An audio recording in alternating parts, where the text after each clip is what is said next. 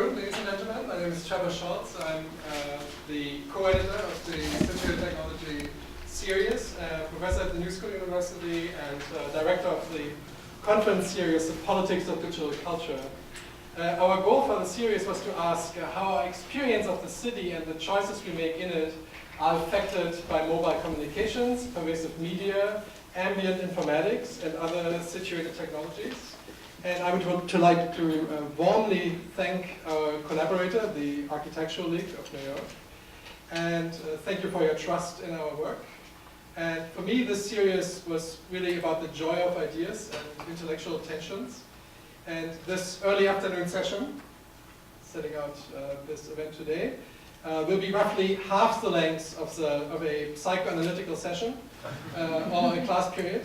And it's a great pleasure to welcome the two authors of the last of the 9 books in the series, Modulated Cities, Network Spaces, and Reconstituted Subjects, Helen Nissenbaum and Kazys Varnelis. Professor Nissenbaum is Professor of Media, Culture, and Communication and Computer Science at New York University. Before coming to NYU, Nissenbaum served as Associate Director of the Center for Human Values at Princeton University. She's the author of 4 books. Her latest book, Privacy in Context, Technology, Policy, and the Integrity of Social Life, was published by Stanford University and Stanford University Press in 2010. Privacy in Context has played a vital role in reshaping the way our country's regulators think about privacy and consumer data. A recent Federal Trade Commission report lays out a long-term privacy net framework and uses the word context 85 times. In discussions about privacy, people often introduce the private-public dichotomy. They bemoan the loss of privacy or the fact that there are too many data collected on us. For Nissenbaum, the problem is more about the contextual integrity of our data. What you tell your girlfriend may not be appropriate for your father-in-law. What your father-in-law is allowed to see may not be appropriate for Google Street View. Kazys Varnelis is a historian and theorist of architecture specializing in network culture. He is the director of the Network Architecture Lab at Columbia University, there in the Graduate School of Architecture, Planning and Preservation. With Robert Sumrall, he runs the nonprofit architectural collective AUDC. Varnelis co-authored Blue Monday, Stories of Absurd Realities and Natural Philosophies, and is the editor of Network Publics and the Infrastructural City and Network Ecologies in Los Angeles. Since the year 2000, he blogs at varnelis.net. Howard Reingold said about Network Publics that it was a beacon of clear thinking and a sound foundation for debates about what network publics mean and how they should be regulated. Varnelis was senior researcher at the Annenberg Center for Communications at the University of Southern California, and he has lectured internationally at schools such as, nationally and internationally at schools such as Harvard, Yale, MIT, and UCL. Please welcome Kazys Varnelis and Helen Nissenbaum.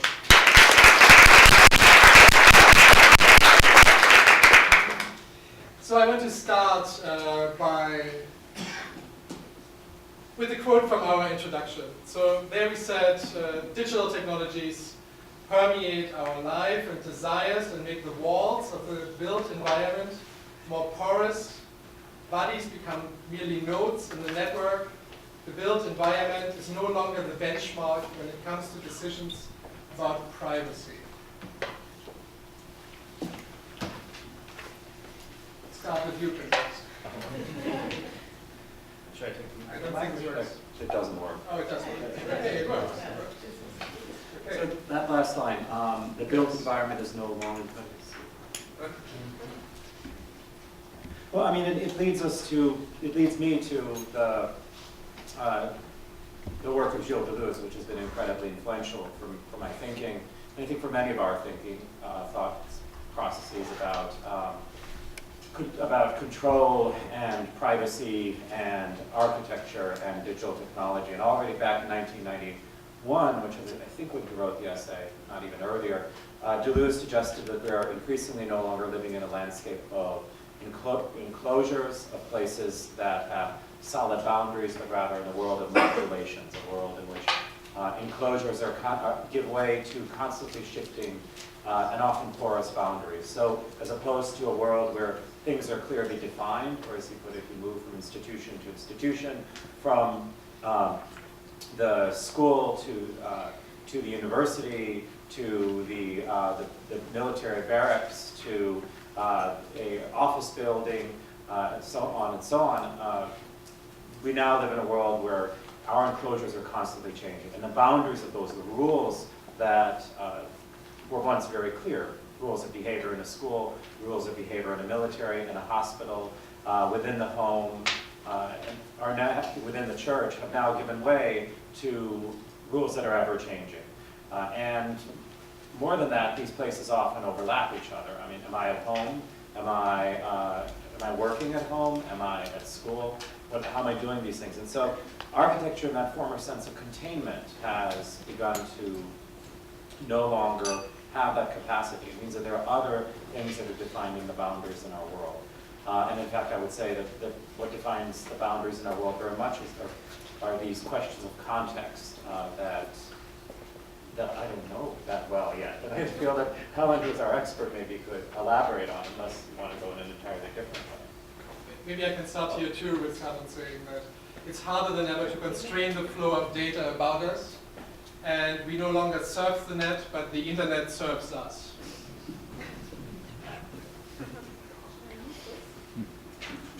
Use this. Well, I wanted to still come back to this question about the physical being the benchmark. And then, well, I would like context to be the boundary because that would make sense.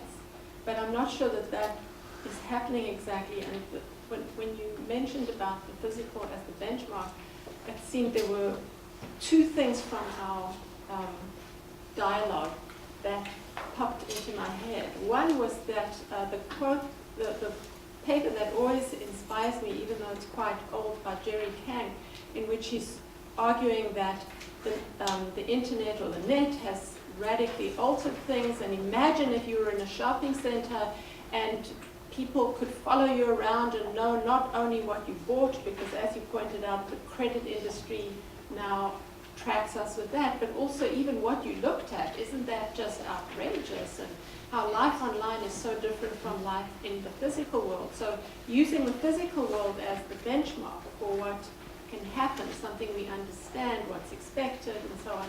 And now with all our mobile technologies and footpath and surveillance cameras, no longer can we count on the physical boundaries being the boundaries that mark what can and cannot be known or seen about us anymore. So it's really pulled the rug from under us. And the second example that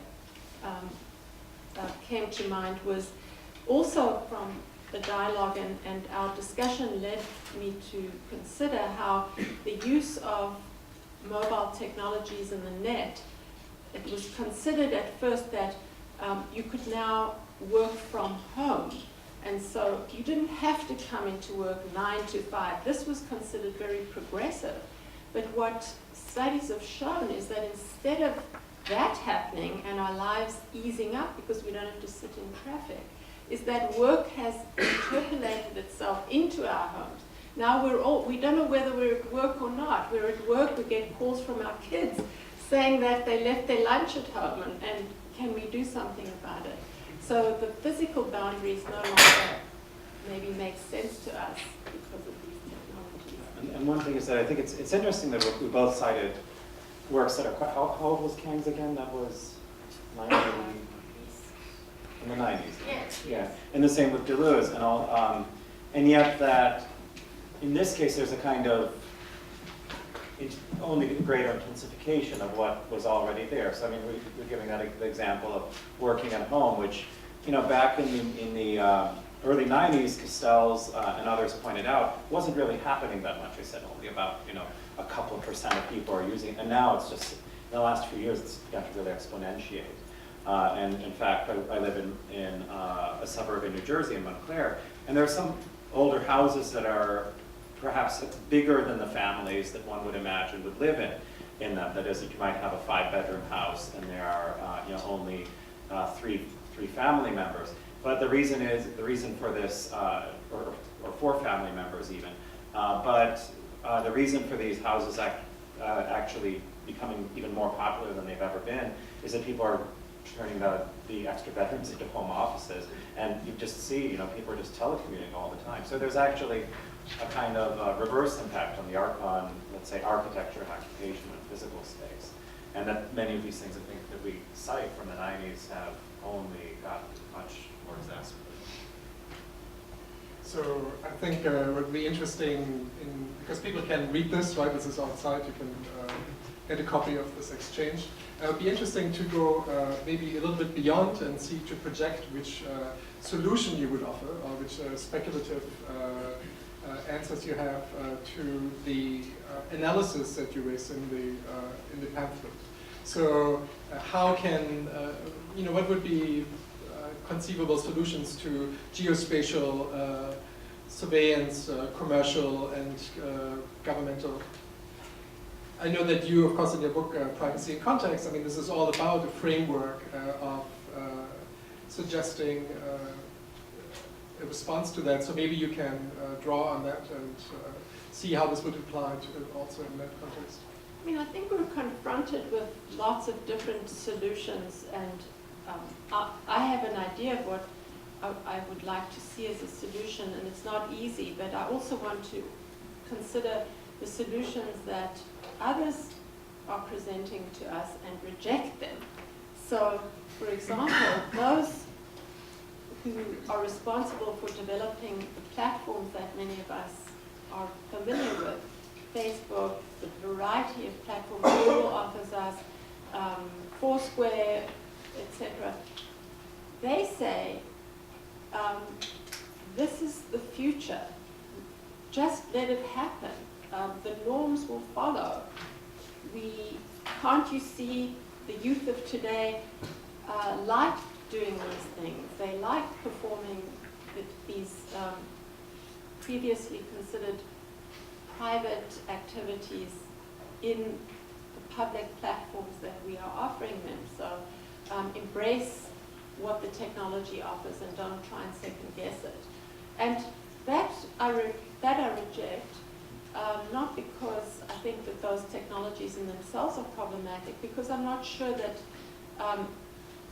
we, or the providers of these platforms, really take into consideration some of those commitments that we have that matter. So, as I've argued in other places, this theoretical construct that I've called context, but it could be called something else as well, the way we organize our lives around the normative expectations, how we expect other people to interact with one another, but all of these really striving to promote values to which we're committed as humans. And I realize some people might reject even that notion that there are human values, but also to understand what the values of the context themselves are. The values of friendship, say the context of friendship, and what the values are, and why certain activities not only disrupt the norms, but also threaten some of those values which I think are important to us, the quality of our lives. So. Maybe this was actually a tension between the two of you, which I at least perceived. Maybe you can elaborate on that, which came out of this discussion when I remember in our email exchanges we talked about the way in which Eric Schmidt, the former CEO of Google, and also Mark Zuckerberg were portraying culture as sort of lagging behind the obvious, which is, this is a world in which privacy is dead, and all these famous quotes from Schmidt, right? If you don't want to be found out, like chances are you shouldn't have done it in the first place. But then removing evidence of his spousal extramarital affairs. That's what we should have said about when the governments freaked out about WikiLeaks. Yeah. That's another story. No. And the question then being, is this a process that they are pushing? So saying, trying to naturalize what they call openness of privacy, the end of privacy, or saying the teenagers, for them this doesn't exist anymore, which is absurd. Versus saying that this is actually driven by the desires of users, for lack of a better word. So I think there was a strong disagreement, and I remember you were really opposed to this idea that they were trying to naturalize this idea, and that the desires were actually quite genuine. I think I was opposed to the idea that I would credit Mark Zuckerberg with very much. Besides getting very lucky, I don't think he's no Steve Jobs. He's just some kid who got lucky, and and that's about it. I think so basically my position was I would never listen to him for any kind of direction or guidance, or even more than a lukewarm comment. And they made a movie about him. Bizarre. But, in Harvard, I'm sorry, Harvard grads, Harvard has a different opinion of itself and its position in the world than some of us in other schools do. New York-based school. We're schools where there's more outside than just your Ivy and your quads. Anyway, enough of my Harvard bashing. But I think that, if you went back to, two things. One is I think that, yes, I think that there is a corporate agenda and even governmental agenda, kind of collusion, if you will, between the two to have us offer up as much of our information as possible. But similarly, I think that you can't. I don't want to be. As someone who kind of comes out of a Marxist tradition perversely, I don't want to be someone who also says that this is all coming from these forces of power. It's that power, Foucault taught us, is also something that we construct ourselves, and it's also something that in many ways we desire. In particular, when it comes to these issues of privacy, I think there's also no question that we've also been, as a society, as individuals, there has been a trend towards greater and greater self-exposure. And whether you could just take this, for example, in practices of people posting nude pictures of themselves and so forth, that there have been many scandals about, right, recently. And yet, this is something that, it can be made easier through technology because there doesn't have to be this check roulette. Well, even that's a good example. I'm just saying, you don't need to give the film to some character at the pharmacy who develops it, and then you have to face them.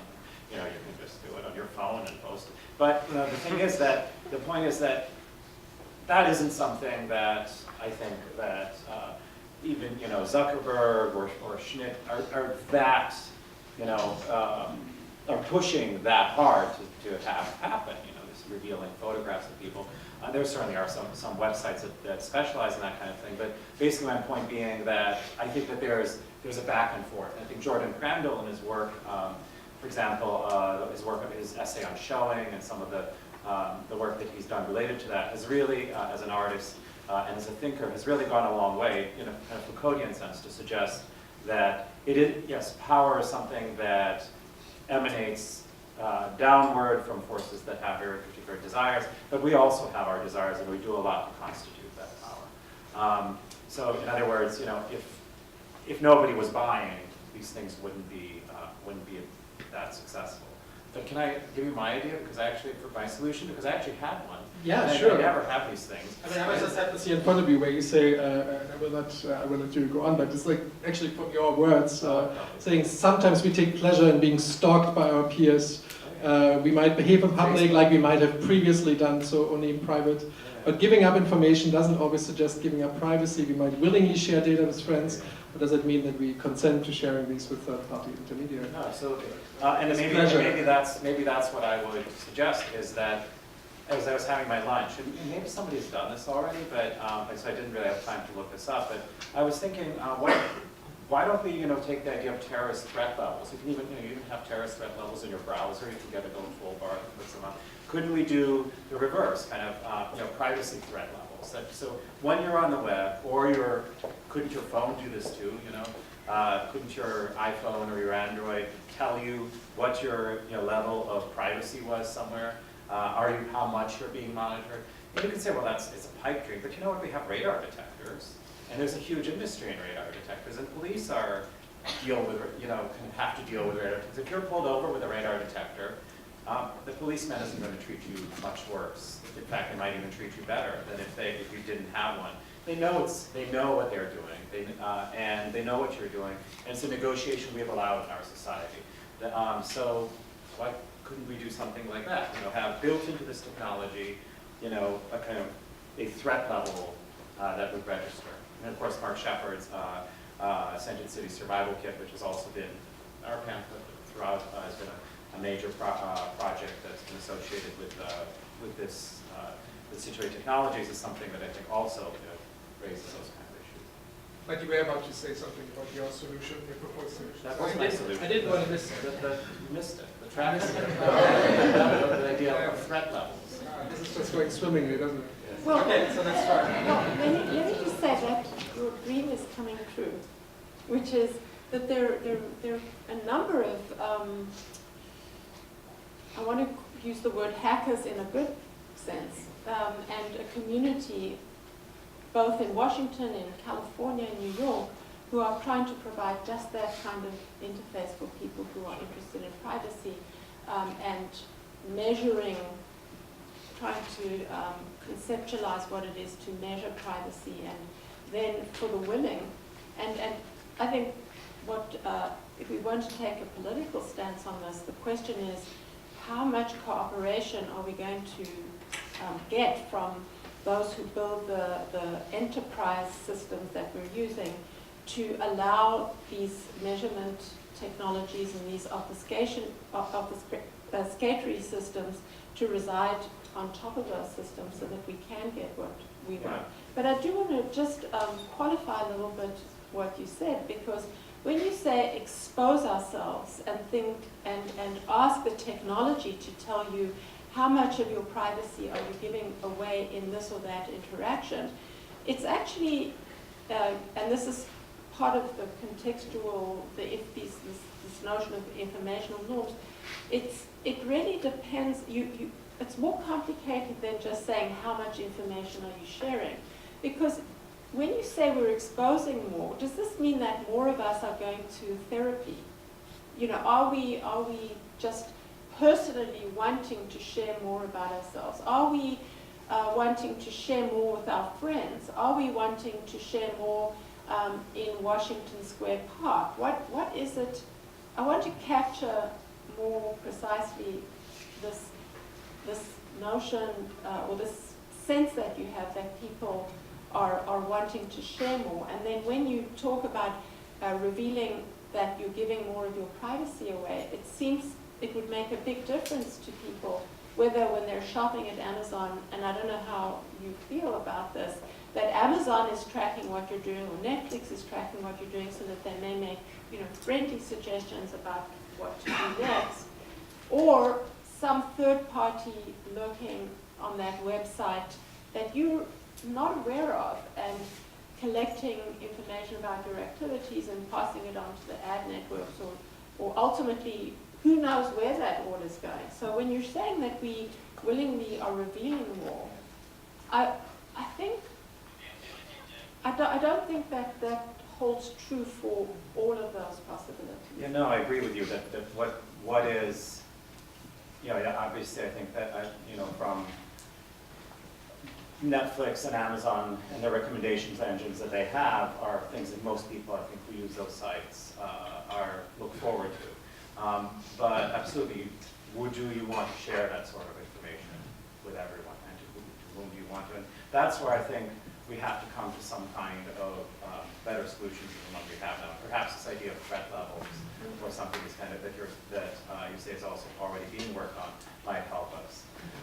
But there's also, one question is also the shifting terrains of what is private and what is acceptable. There were times when things that are completely unacceptable, that were completely unacceptable then are acceptable now. You can take presidential elections as a kind of a boundary of what's acceptable and not. Bill Clinton didn't inhale, and that was a big controversy. When when he claimed he didn't inhale when he tried a joint. But now, in Obama's biography, by the time that Obama rolled around, and we kind of have George W. Bush and his checkered past to thank for this, I suppose. But by the time that Obama rolled around, in his biography, he talked about doing heroin.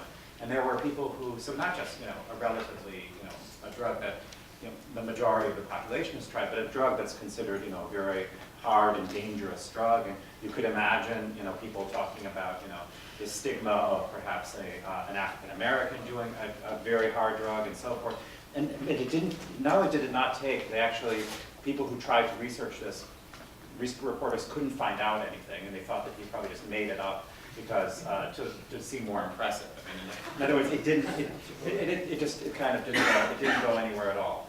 And perhaps if they had covered these soul drugs, it would have been different. But obviously he wrote about this in his own biography, and to that extent that there's shifting of parameters of what is acceptable and what's not. It's still, let's say, that's still very unacceptable. If you found out, that someone was doing that today. But that's the point is that the question of what is private and what we hold private is also changing, and that's something that I think is something that we are collectively changing as much as is being changed for us.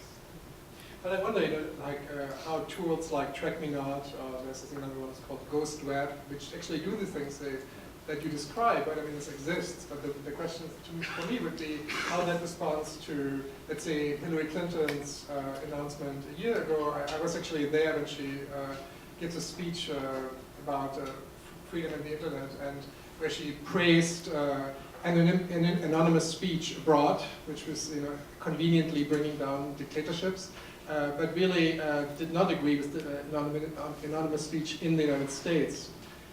So she wanted to have it both ways. And then you see the actions that come out of a policy like that, which last week I think it was where Rise Up servers were confiscated that allowed anonymous speech, which had nothing but activist mailing lists, etc. And there was no clear evidence why this would be justified. So I wonder if this doesn't call for more systemic action than a plugin in a browser. Yeah, I mean, to be provocative. Should we have a privacy part? I mean, in a way, I kind of sometimes think we should have a European parliamentary system where you could have a privacy party. You would need the support of the privacy party to go forward. Maybe that would help. Well, I also want to say in relation to what Kazys said and what you just said is that there are lots of moving parts. And part of what I felt we were also getting to in our dialogue was you have culture and social forces, and you have the design, and then you have activities and practices, and they all really influence each other. And if you're trying to either describe something or you're trying to prescribe what to do going forward, you need to understand the relationships among all three of them. So when we're talking about anonymity or the fact that some information is now no longer considered sacrosanct and private, I want us to, and this is really kind of bottom line in why I think privacy is much different from the way people conceptualize it and more fundamental than some people would like to admit. And that is that the significance of the information changes. So maybe 40 years ago, say, announcing that you were gay might have had certain implications for your life. And nowadays, at least in New York City or enlightened cities, other enlightened places, it doesn't.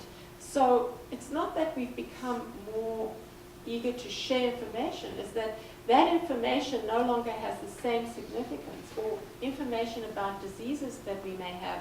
We now know that it's really important to understand the relationships among the diseases and the environment and how these diseases affect other people and so on. So things that might have been okay to remain constrained and contained now change, not because we have felt differently about this information flow, but because they have different meaning in our social lives.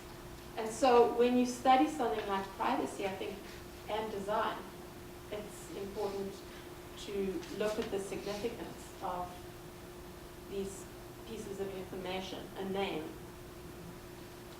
so on. Maybe taking on to this, you can also say that the speed of the changes is so significant. If you think about the answering machine and the way that suddenly caller ID was introduced, and the introduction of those processes was slow enough for the development then that you could also list yourself to be not listed in the caller ID, right?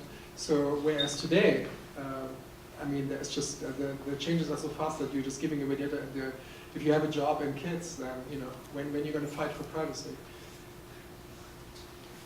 Well, so on the caller ID, I thought that it's a very nice case study that I like to use in the context of thinking about values that are embodied in design, because I remember the whole debate that was going on at the time, and the Electronic Privacy Information Center was violently opposed to it, and I think some of the activism did result in those features.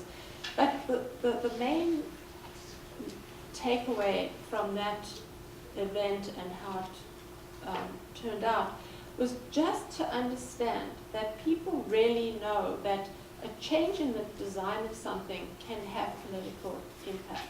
That the change, when you receive a call and you can see who it's coming from, you now have power that you didn't have before. Okay, it's a small amount of power, and it's in a very small time frame, but it shifts that political relationship in an interesting way. And if that's the only thing, whether it's right or wrong and so forth, I don't know, but just that realization that the slight information flow change had a slight political valence is an interesting lesson to learn.